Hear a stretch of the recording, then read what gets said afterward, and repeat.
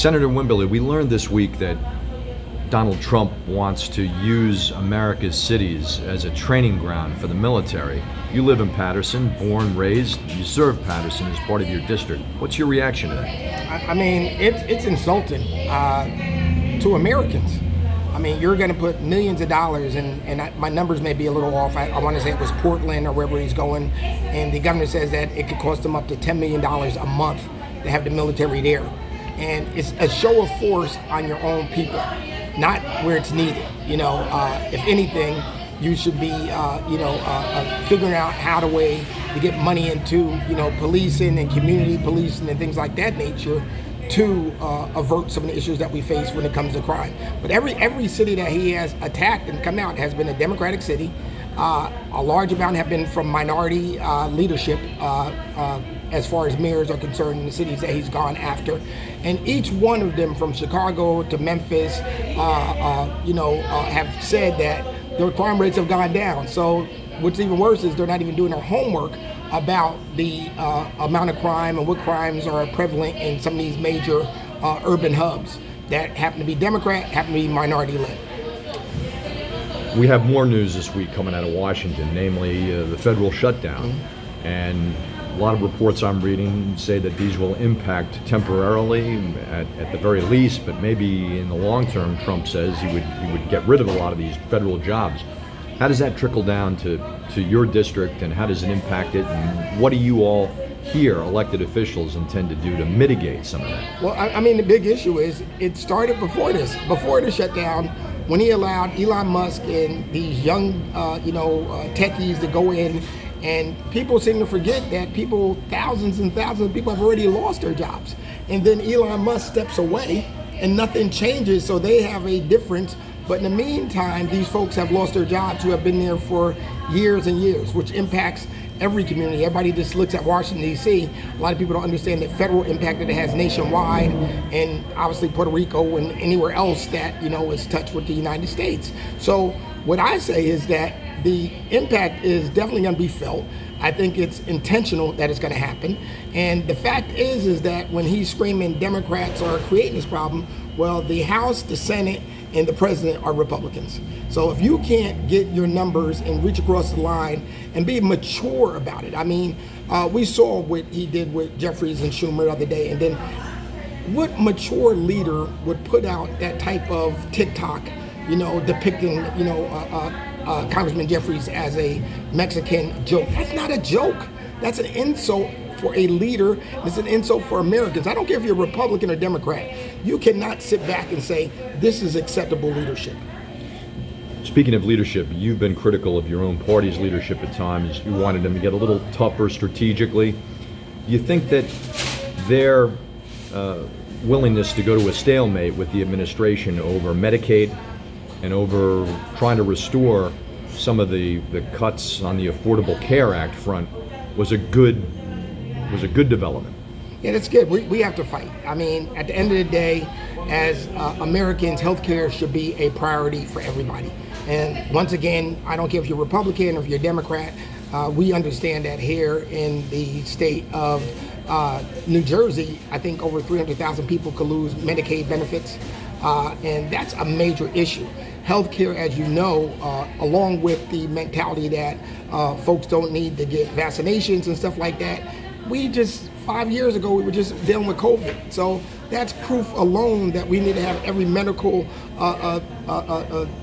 position when it comes to the safety of our residents, and particularly our young folks and our seniors, to make sure that they have these benefits. If you cut these benefits, then there's going to be unbelievable high costs when it comes to emergency room visits, charity care. Then the money is going to be either paid now or it's going to be paid later, or they're going to have more hospitals and stuff shutting down. And the hospitals that are impacted the most, unfortunately, are in red states and rural areas that will be impacted the most, which makes absolutely no sense. So you have people voting against their best interest when it comes to their health care. Gateway Tunnel, another impact point up here, will impact your constituents, communities. Didn't he just say he's freezing $18 billion or something with it here? And this is something, the project that, obviously Chris Christie froze for a second. Now we go back because we're thinking that this is something that Trump, at least, all right, this is makes sense. I mean, we look at the congestion, obviously, in the tri-state area. It only makes sense that we have another entrance to and from New York City because the amount of people that it impacts. And you basically are punishing people because it's Democratic leadership.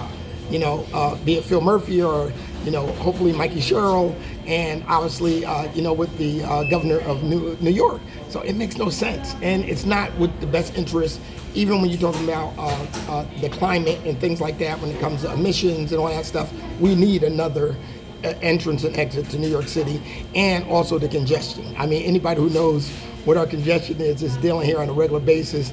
I'm headed to the Yankee game tonight. Like, do you leave 2 hours or do you leave 3 hours to get to a 30-mile ride? Not even a 30-mile, what did the Yankees say? Maybe 18, 19 miles, but you have to leave 2-3 hours ahead. That's proof alone, to get it. Jack Ciattarelli keeps saying that Mikey Sherrill wants to talk about Donald Trump, but it appears that Donald Trump wants to occupy New Jersey in a particularly aggressive way. Do you think he lives here half the time? Right, his golf course is here. But he spends a lot of time in New Jersey. His political strategy keeps putting him here. Do you think that it's important because we all every election we all say this is the most consequential election, but literally New Jersey and Virginia being the only two gubernatorial elections is going to set the tone for the midterm elections next year. I think we will win Virginia. I think we will win New Jersey, and I think we will win the House back, in 26. And I think that's his focus, and it should be. I mean, you look at the nonsense he's doing with redistricting in Texas and threatening other places like that. Probably the least amount of democracy we've seen in our lifetime in living. But you think about that. So it's a planned strategy that in New Jersey is very important to him. And Virginia obviously is, I'm sure, very important to him because it's going to lead into 26. You've talked in the past about your own party's sometimes lack of effectiveness in reaching working class voters and working class male voters. Mikey Sherrill, you mentioned her, is the candidate running for governor for the Democratic Party. How do you see her giving you a good argument that you can use with people asking you about this race who may feel dislocated from politics? Why should they vote for her? Why should they feel comfortable voting for her? I personally feel comfortable. Her background, we connected right away with, 4 kids, going to high school football games, understanding, that, you still have to have that quality time with even though you're elected official, you have to spend that quality time with your children. Her service to the country. That should be a factor. I mean, here's someone who served our country at, a very high rank, obviously, in the Navy, a pilot. This is the things that I think as a mom, as a wife, as a mother, as a congressional person, somebody who's worked in the judicial system. This is somebody that I think could connect with everybody across the line when it comes to communities. And it's also a strong message about women leadership, not just here in New Jersey, but throughout the United States. Jack Ciattarelli has made the case that Democrats have been in charge of the governor's mansion now for 8 years, and the state is not affordable. He's saying that changing the party leadership will give him a shot at making a difference there. He's also saying that he's going to reform the school's funding formula, and clearly that means taking a chunk out of Abbott or overhauling Abbott considerably. Can you talk about why you think that's a bad thing, A, and B, what can Democrats do to make life more affordable here? I mean, the one thing is that when they keep talking about that, the one thing during Christie we had the credit rating dropped 11 times. During Phil Murphy, it has increased 11 times. We also can't forget during that same time, and I always use this example, with school funding, Patterson was underfunded by over $300 million, lost 250 staff people, was very basically stagnant when it came to the school development as far as new buildings. When you have buildings that are 100 years old, 19 buildings, and this is up and down the state. Patterson's just the example. If they took any deeper cuts during that same time when the property tax during the Republican administration, they also fired we had to lay off 125 cops in the city of Patterson. Our property tax increased immensely when there should have been a cap, but we could not meet the cap because obviously we do not have the type of revenue coming in as you would have in Newark or Jersey City or things of that nature. So Patterson is a prime example of how poor it was under Republican leadership and how we have advanced during Democratic leadership when it comes to finances and abilities to have funding coming in and projects built and shovels in the ground. You mentioned the loss of police officers, and there have been a lot of gyrations since that time with the state coming in and overseeing police. Where are you now in Patterson, and particularly against the backdrop of the president's exhortation of the military? Do you see public safety and policing in Patterson where it should be right now? What more can be done? Well, I think we're going in the right direction. So I think the numbers speak for themselves when it comes to the Attorney General taking over. And what people seem to forget is that you had, during that period of time when they came in, I believe 8 or 9 cops were indicted for crimes. That's a major issue. And when you talk about shootings, police-involved shootings, I think Patterson was involved in almost 17 police-involved shootings out of only 20-something.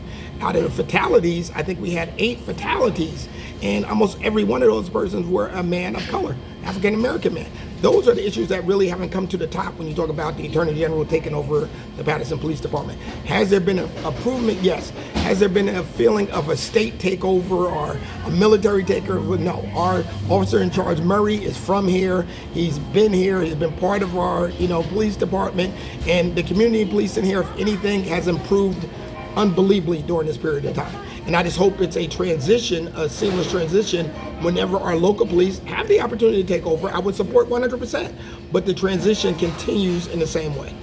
You see the transition going from state to local, not state to federal. No, state to the federal, military. Yes, the military. I mean, you look at the opportunity. If you brought the military in the city of Patterson, it would create, oh my gosh, it would not be a good thing. It would be kids scared. You had kids already scared during the time when the ICE was doing raids.